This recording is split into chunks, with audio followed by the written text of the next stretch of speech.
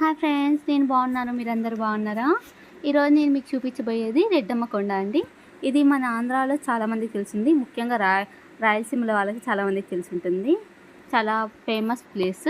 అలాగే ఇది మన మదనపల్లికి 20 కిలోమీటర్ల డిస్టెన్స్లో ఉంటుంది. ప్రతి రాయచోటి బస్సు ఎక్కామంటే మనము ఇక్కడికి వచ్చేయచ్చు. రాయచోటి బస్సులు ఎక్కి రెడ్డమ్మ కొండ అని చెప్పామంటే వాళ్ళు దించేస్తారు. So little bit walkable distance ఉంటుంది బస్ దిగిన తర్వాత. సో హ్యాపీగా వచ్చేయచ్చు, నో ప్రాబ్లం, పిల్లలు పెద్దలు ఎవరైనా. సో మనము స్టార్ట్ అవుతానే మధ్యలో మనకి కోనేరు కనిపిస్తుంది. ఆ కోనేరులో మనము స్నానాలు చేసి కాళ్ళు చేతులు కట్టుకొని అమ్మవారి దర్శించుకోవడానికి వెళ్ళొచ్చు. సో స్టెప్స్ కనిపెడతాయి, ఈజీగా స్టెప్స్ ఎక్కేయచ్చు ఎలాంటి వాళ్ళైనా, నో ప్రాబ్లం. నేను వచ్చింది సోమవారం కాబట్టి పెద్దగా క్రౌడ్ లేదండి. యాక్చువల్గా ఇక్కడైతే శుక్రవారం, ఆదివారం, మంగళవారం చాలా క్రౌడ్ ఉంటుంది. చాలామంది ఇక్కడ కుటుంబ సమస్యలు, ఆర్థిక ప్రాబ్లమ్స్, ఆర్థికంగా ఇబ్బందులు, అలాగే సంతాన సమస్యలు ఉన్న వాళ్ళు ఎక్కువగా ఇక్కడికి వస్తుంటారు. ఈ అమ్మవారిని దర్శించుకొని ఇక్కడ ముక్కుబడి చేసుకొని వెళ్ళిన వాళ్ళకి సంవత్సరం లోపల వాళ్ళ కోరికలన్నీ తీరిపోతాయని చెప్పి ఇక్కడ చెప్తుంటారు. నేను చాలా ఏళ్ళ క్రితం ఇక్కడికి వచ్చాను. చాలా ఫేమస్, చాలామంది చెప్పడం విన్నాను.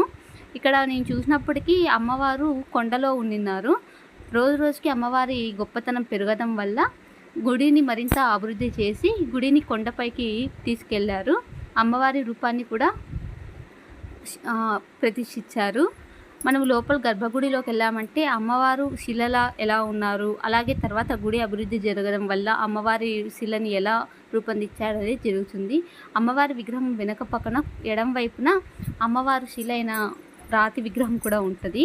మనం వాటిని కూడా లోపలికి వెళ్ళి దర్శించుకోవచ్చు. ముక్కుబడి చేసేవాళ్ళు లోపలికి వెళ్ళి గర్భగుడిలో అమ్మవారి పాదాల మీద తమ కోరికలను చెప్పి తీసుకుంటుంటారు. ఈ గుడి చాలా ఫేమస్ అండి. ఇప్పుడు చూస్తున్నారంటే అది సోమవారం కాబట్టి, అది కూడా నేను వెళ్ళిన టైమింగ్స్ వల్ల అక్కడ ఎవరు క్రౌడ్ లేదు. నేను చెప్పినట్లు సండే, ఫ్రైడే అలాంటి టైంలో వచ్చారంటే చాలా క్రౌడ్ ఉంటుంది. గుడి చుట్టూ ప్రశాంతమైన వాతావరణము, అలాగే ఆకర్షణీయ చెట్లు. ఈ గుళ్ళో ముక్కుబడి చేసుకున్న ప్రతి ఒక్కడు గుడి ముందర ఉయ్యాలలు కానుకలుగా ఇస్తుంటారు. వాళ్ళ శక్తి సామర్థ్యం ప్రకారం దేవుడికి కానుకలు, నైవేద్యాలు, అన్నదానము ఇలా కల్పిస్తూ ఉంటారు. చాలా మంచి వాతావరణం అండి, చాలా పీస్ఫుల్గా ఉంటుంది. అంతకుమించి అమ్మవారి మీద అపారమైన నమ్మకంతో వేలాది మంది భక్తులు ఇక్కడికి వచ్చి దర్శించుకొని తమ కోరికలను తీర్చుకొని సంతోషంగా ఇళ్ళకి వెళ్ళారు. నేను దారి మధ్యంలో వస్తుంటే ఒక వైఫ్ అండ్ హస్బెండ్ని చూశారు. వాళ్ళు ముక్కుబడి చేశారంట. 2 ట్విన్స్ పుట్టారు, 2 అబ్బాయిలే. వాళ్ళు 4 years నుంచి ట్రై చేస్తున్నారంట. బట్ అమ్మవారిని దర్శించుకున్న తర్వాత పిల్లలు పుట్టారని చెప్పారు.